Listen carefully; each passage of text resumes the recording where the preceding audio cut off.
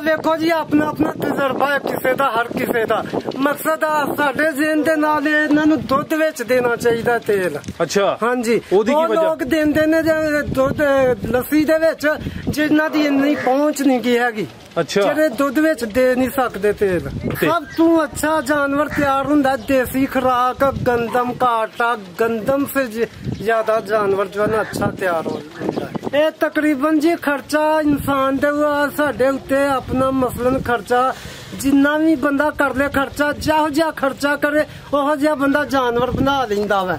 मकसद है कि जे कम खर्चा करेगा जानवर उस हिसाब नाल तैयार होएगा। वो अपने ऊपर मसलन के जिन्ना भी खर्चा कर लेगा ओडा सोहना जानवर बन जाएगा। जी जी असी खर्चा कर लेने तकरीबन एक साल दे विच 40 तो 50,000 रुपया खर्चा हुंदा जानवर ते। अच्छा ठीक है ते जेड़ा 40-50,000 जानवर खर्चा करांदा तुहाडा तो साल विच तुहानू बचत किन्नी देई जांदा? बचत सानू रोटी लभ जांदी है तकरीबन सानू रुपया 80,000 लाख रुपया अल्लाह पाक सानू एक जानवर दे दिंदा। कई लोग ये कम नहीं कर सकते मसलन जिन्हें पक्खे ते थल्ले रहना है एसी दे अंदर रहना है जिन्हें अपने कपड़े नहीं देखो मेरा की हाल है मेरे देखो मैं पट्ठे कुतर के आया साडे इत्थे लाइट है नहीं की असी हाथ दे नाल पट्ठे कुतरे ने बहुत पसीनो पसीनी मैं हो गया वो ते पट्ठे कुतर के इन्हां दे हाथ दे नाल इन्हां दे अगे मैं पौन लगा हूं। ठीक है ये काम बहुत मुश्किल है हर बंदा नहीं कर सकता।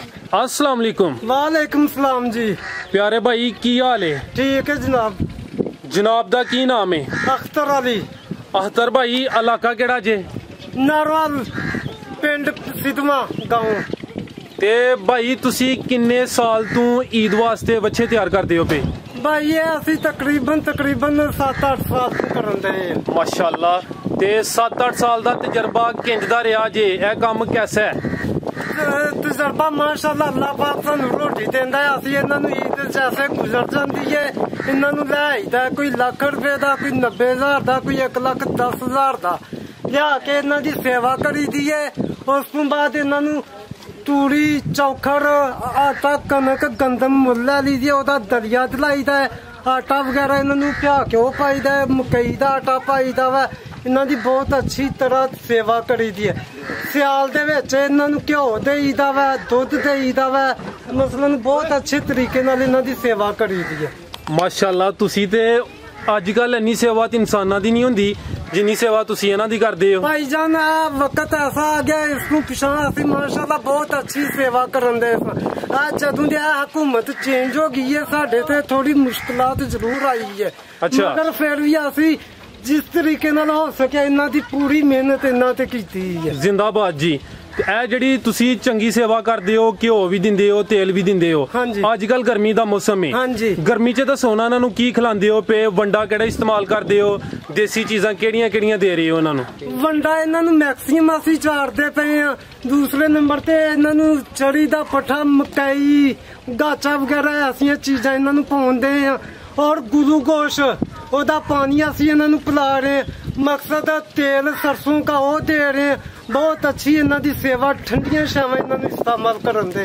अच्छा ते जड़ा सरसों दा तेल है हाँ जी वो तुसी इन्हां नूं किन्ने दिन बाद दिंदे हो ते किंज इस्तेमाल करांदे हो फी बच्चा? इन्हां नूं असीं तकरीबन आधा किलो 1 किलो तेल दूसरे दिन तीसरे दिन इन्हां नूं दे रहे हैं दुध विच मिलावट करके। अच्छा दुध च? हाँ जी। ते कुछ दोस्त कहंदे ने कि लस्सी ले लो या दही ले लो। हाँ जी लस्सी या दही च बेहतर है या कि दुध विच घ्यो तेल शामिल करना बेहतर है? और देखो जी अपना अपना तजर्बा है किसी का हर किसी का मकसद साडे जेन दे नाल इन्हां नूं दुध विच देना चाहिए तेल। अच्छा हाँ जी लोग देंदे ने दुध लस्सी दे विच जिन्हां दी इन्नी पहुंच नहीं की हैगी। अच्छा जेड़े दुध विच दे नहीं सकदे तेल। ठीक हो गया ते वंडा तुसी मैक्सिमम दा इस्तेमाल करदे हो ओदा रिजल्ट अच्छा है? बहुत अच्छा रिजल्ट है ओदा।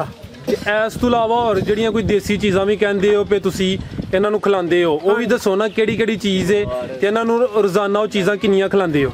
देसी चीज़ां ने सुक्कियां रोटियां उन्हां नूं भिओं के उन्हां दा कतावा करना चौकर गंदम एदा आटा ਮਕਈ ਉਹਦਾ ਆਟਾ ਇਹ ਚੀਜ਼ਾਂ ਅਸੀਂ ਇਹਨਾਂ ਨੂੰ ਖਿਲਾ ਰਹੇ ਹਾਂ। ਅੱਛਾ ਹਾਂਜੀ। ਤੇ ਕੁਝ ਗੁਰ ਦੀਆਂ ਗੱਲਾਂ ਵੀ ਹੁੰਦੀਆਂ ਨੇ, ਉਹ ਕੋਈ ਦੋਸਤ ਨਹੀਂ ਦੱਸਦੇ, ਕੋਈ ਚਾਹੁੰਦੇ ਕਿ ਛੜੋ ਹਾਂ ਤਾਂ ਕਿ ਜਿਹੜੇ ਦੋਸਤ ਵੇਖਦੇ ਨੇ ਪਏ ਹਜ਼ਾਰਾਂ ਦੇ ਹਿਸਾਬ ਤੇ ਤੁਹਾਨੂੰ ਵੇਖਣ ਵਾਲੇ ਨੇ, ਉਹਨਾਂ ਦਾ ਵੀ ਫਾਇਦਾ ਹੋਈਏ। ਜਨਾਬ ਗੁੜ ਦੀਆਂ ਗੱਲਾਂ ਮਗਰ ਅਸੀਂ ਇਹ ਤਜਰਬੇ ਨਹੀਂ ਕੀਤੇ, ਨਾ ਇਹ ਕੰਮ ਹੀ ਕੀਤੇ। ਗੁੜ ਦੀਆਂ ਗੱਲਾਂ ਇਹ ਫਾਰਮਾਂ ਦੇ ਵਿੱਚ ਜਾਨਵਰ ਹੁੰਦੇ ਨੇ, ਉਹਨਾਂ ਨੂੰ ਟੀਕੇ ਲਾਉਂਦੇ ਨੇ, ਕੋਰਸ ਕਰਾਉਂਦੇ ਨੇ ਡਾਕਟਰਾਂ ਕੋਲੋਂ।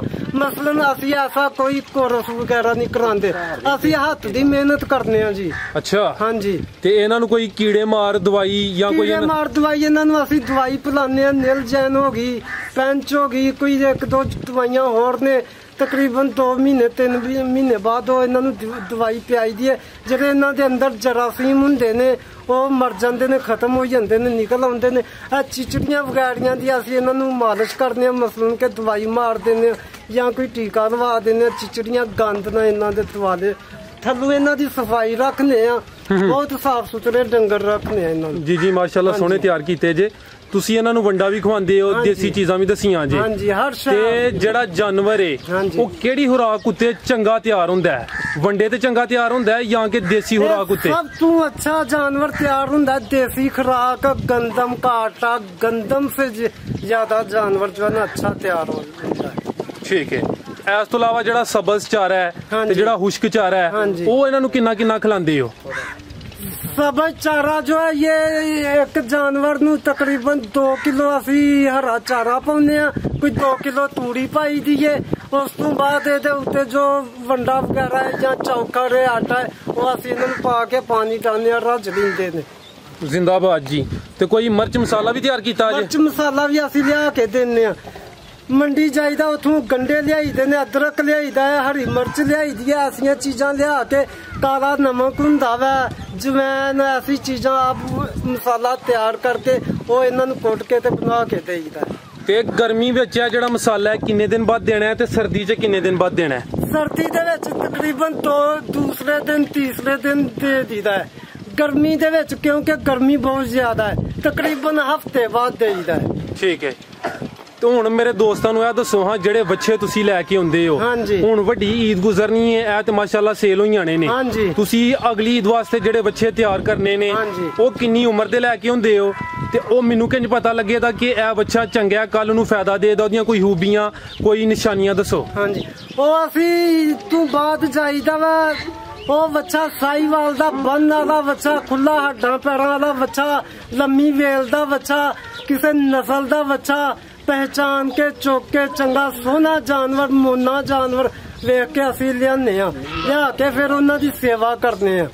ਤਕਰੀਬਨ ਉਹ 1,10,000 ਦਾ, ਲੱਖ ਰੁਪਏ ਦਾ, 90,000 ਦਾ ਇੱਥੇ ਉਸ ਬੱਚਾ ਅਸੀਂ ਆਪਣੀ ਖਰੀਦ ਕਰਕੇ ਲੈ ਕੇ ਆਉਂਦੇ ਆ। ਅੱਛਾ। ਉਹ ਜਿਹੜਾ ਤੁਸੀਂ ਲੈਂਦੇ ਹੋ 90,000 ਦਾ, ਲੱਖ ਦਾ ਜਾਂ 1,10,000 ਦਾ, ਉਹਦੀ ਉਮਰ ਜਾਂ ਵਜ਼ਨ ਕਿੰਨਾ ਹੁੰਦਾ ਹੈ? ਉਹਦੀ ਉਮਰ ਹੁੰਦੀ ਹੈ ਤਕਰੀਬਨ 2-2.5 ਸਾਲ ਦਾ ਹੁੰਦਾ ਜਾਨਵਰ। ਜੀ ਜੀ।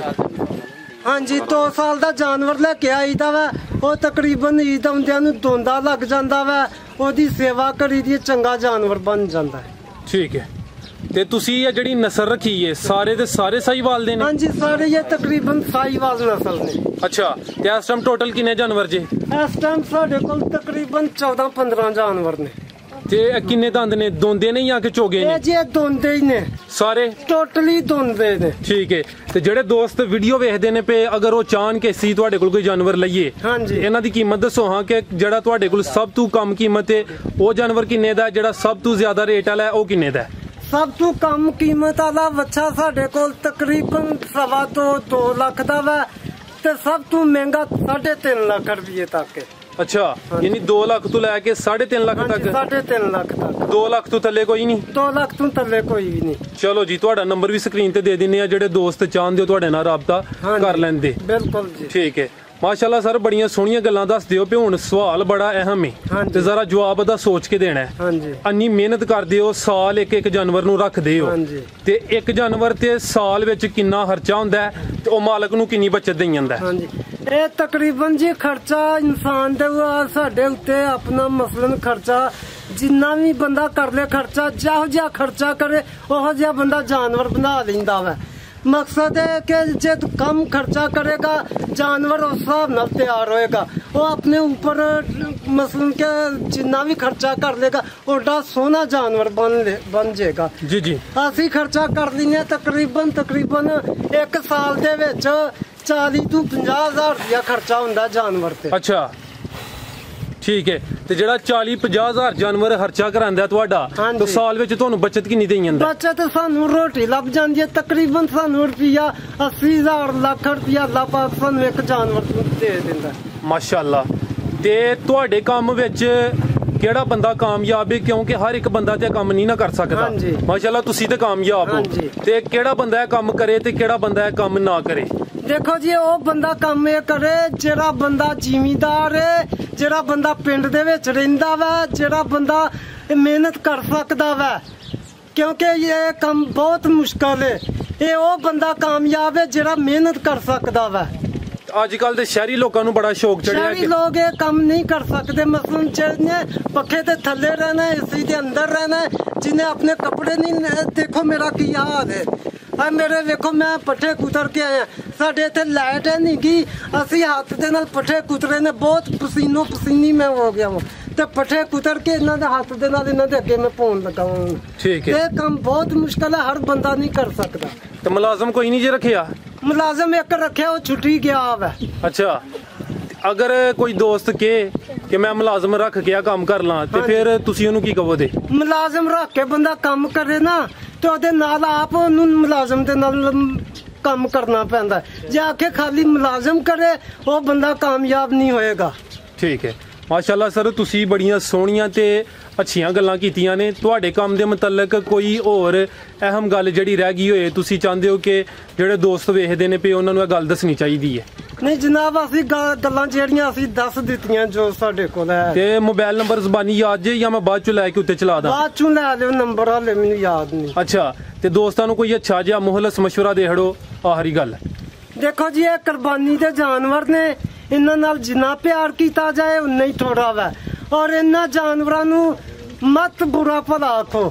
ਇਹ ਬਹੁਤ ਹੈ ਸਭ ਤੋਂ ਇਹ ਗੱਲ ਜਿਹੜੀ ਅਹਿਮ ਹੈ। ਲੋਕੀ ਆਂਦੇ ਨੇ ਜਾਨਵਰਾਂ ਤੋਂ ਬਿਮਾਰੀ ਲੱਗ ਜਾਂਦੀ ਏ, ਫਲਾਣਾ ਕਾਂਗਰੋ ਵਾਇਰਸ ਬਿਮਾਰੀ ਫੈਲਦੀ ਹੈ, ਇਹ ਹੁੰਦਾ ਉਹ ਹੁੰਦਾ, ਇਹ ਸਭ ਗਲਤ ਤੇ ਝੂਠ ਹੈ। ਉਹ ਵੇਖੋ ਅਸੀਂ ਦਿਨ ਰਾਤ ਇਹਨਾਂ ਜਾਨਵਰਾਂ ਦੇ ਵਿੱਚ ਰਹਿੰਦੇ ਆ ਤੇ ਐਸੇ ਲੋਕ ਅੱਲਾ ਦੇ ਹੁਕਮ ਨਾਲ ਉਹਨਾਂ ਨੂੰ ਤੰਦਰੁਸਤ ਤੇ ਸਿਹਤਮੰਦ ਆ ਸੀ। ਮਾਸ਼ਾਅੱਲਾ ਸਰ ਤੁਸੀਂ ਪੂਰੇ ਪਹਿਲਵਾਨ ਹੋ ਕੀ ਸਿਹਤਮੰਦ ਹੋ।